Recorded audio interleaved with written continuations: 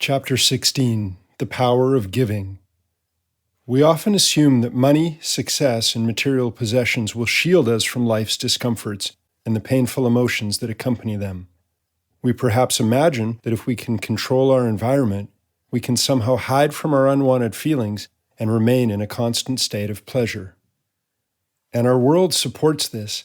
Advertisements constantly encourage us to buy this or do that, luring us toward ever greater comfort. Yet, as we continue buying into them, we can quickly find ourselves trapped, thinking that if we keep consuming, we'll eventually become happy and whole. But isn't it true that we do feel more excited and alive when we make a new purchase? Don't we actually feel as if we are more when we have more? If we look closely, however, we may see that on some level, we're decorating our homes and filling up our closets so that we can always feel good. Now, there's nothing wrong with a beautiful home or beautiful clothing or a new car.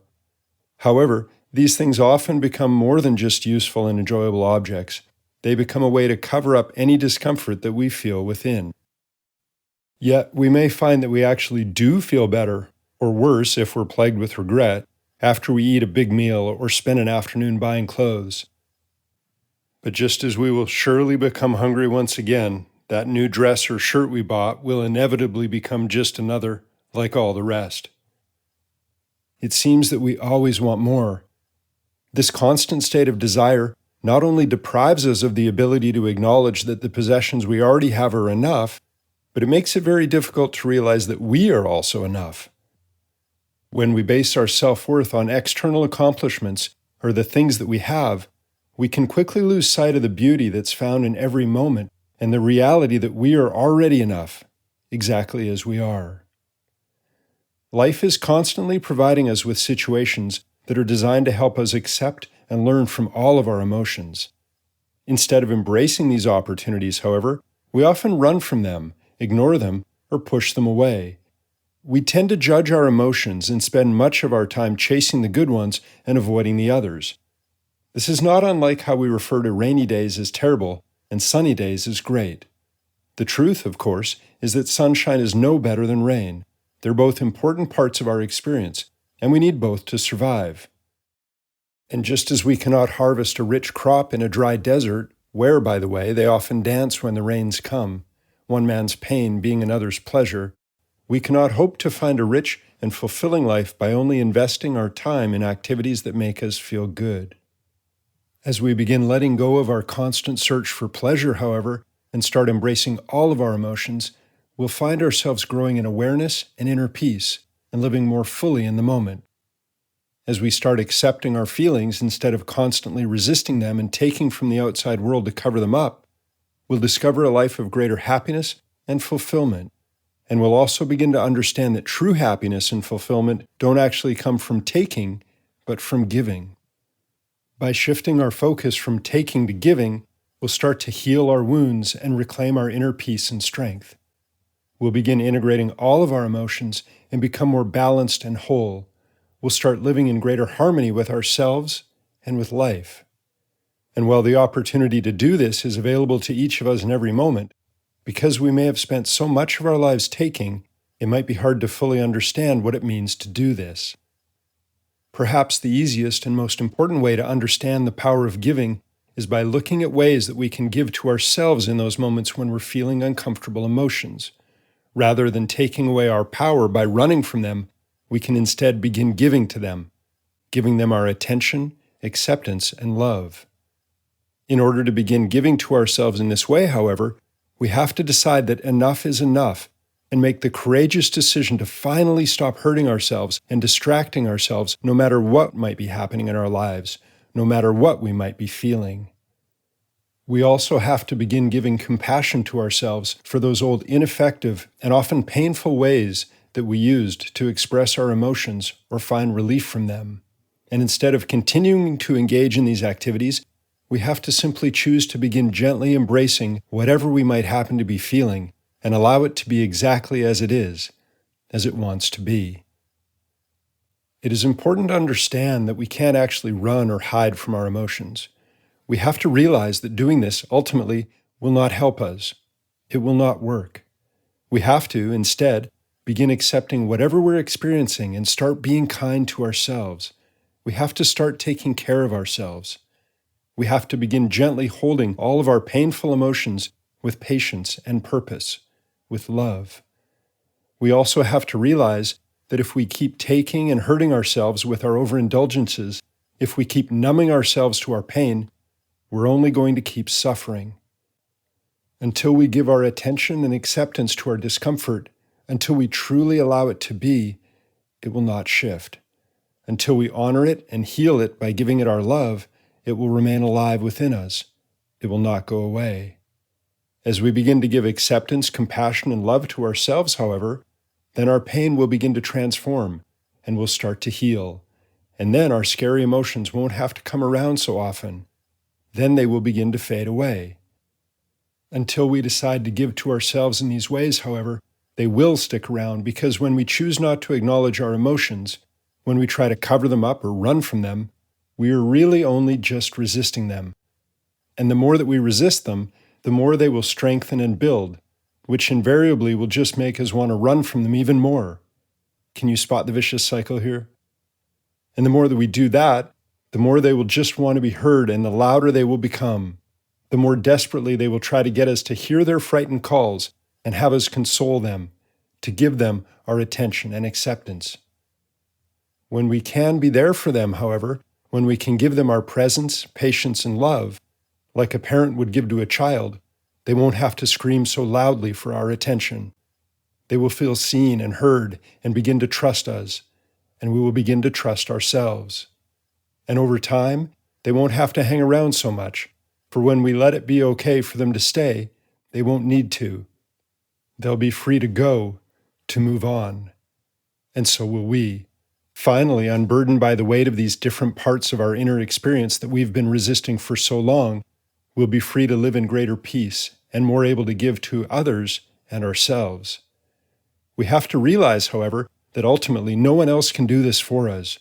No one else can truly give us the love and attention we need. Only we can do this. Only we can stop taking from the world to cover up our pain. Only we can stop hurting ourselves again and again. Only we can run to ourselves when we're upset. Only we can truly accept what we're feeling. Only we can remember to soften our body and our breath. Only we can turn the power of our awareness inward and gently hold ourselves like a parent would hold a scared and wounded child, compassionately soothing their fears and their pain. Only we can truly take care of ourselves in these deep and beautiful ways. Only we can truly love ourselves. And this love that we can shine on ourselves is like no other. It is the most powerful and direct form of love that anyone can give us because, in its purest sense, it is free from the constraints that inhibit the love another person might be able to show us.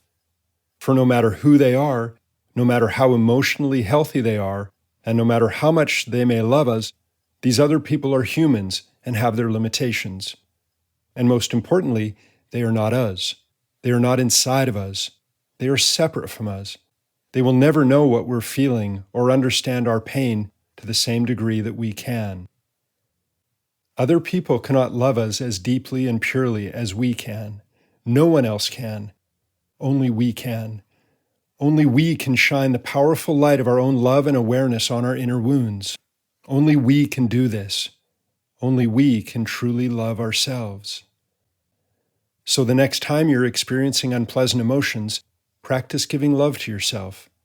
Imagine that you are a child and do your best to gently hold yourself and all of your discomfort within your awareness. Just do your best to feel it, to allow it to be. Simply accept your pain. Just acknowledge that you're feeling whatever you are feeling. If you're scared, let it be okay to be scared. If you're angry, let it be okay to be angry. Simply let it be okay to feel whatever energy you're experiencing and do your best to accept it. And if you're having difficulty accepting the pain, if it's too strong or intense, then simply do your best to accept your inability to accept it. Just accept whatever you're experiencing with patience and compassion. Just give your awareness, your love, to whatever you're experiencing. As we continue giving love and attention to ourselves in these ways, we'll start to move out of our old patterns and begin integrating all of our emotions. We'll start to feel more whole, empowered, and peaceful, and we'll be able to live more fully and authentically in every moment. And this giving attitude is something that we can extend to other areas of our lives as well. In order to do this, we simply have to begin observing our actions and intentions as we make our way throughout each day. By engaging in this type of inquiry, we will discover how we might shift our perspectives and become more giving in heartfelt ways that leave us feeling more connected to ourselves, others, and life. We can begin doing this by asking questions and investigating our attitudes about everything in our lives, including something as familiar as the food we eat. For example, do we choose our food based on its nutritional content and life-giving properties, or do we just take whatever happens to be quick and handy? And when we're eating, do we race through our meals, or do we give ourselves the gift of savoring our experience? Do we give ourselves time to finish what we're chewing before taking another bite? And do we occasionally eat to numb away our fears, or do we give ourselves healthy boundaries that honor all of our emotions? After all, we're not only what we eat, but how and why. And we can extend these queries outward as well. For example, do we consider where the food we buy comes from and how our purchases give back to the economic system as a whole? Are we just taking from the corporate factory farms with all of their callous efficiency? Or are we giving our money to those farmers who are choosing to grow food in ethical ways where workers, animals, and crops are being given the gift of respect that they deserve? And are we considering how our food purchases affect the environment? Are there ways that we might give back to it by making choices that support sustainability and the health of our planet? And while these are just a few examples of how we might investigate but one area of our lives, there are countless ways that we can do this, just as there are countless ways that we can give. We're constantly led to believe that something out there, something outside of us, will make us feel whole. Yet it is in the act of giving that we can begin to more clearly understand our true selfless nature. As we practice giving to ourselves and to life, we'll begin to realize that our hearts and our minds are already full, and we can begin caring instead of consuming, and giving instead of grabbing. We will also begin to realize that the only way that we actually can give is if we have enough, if we are enough, and we are.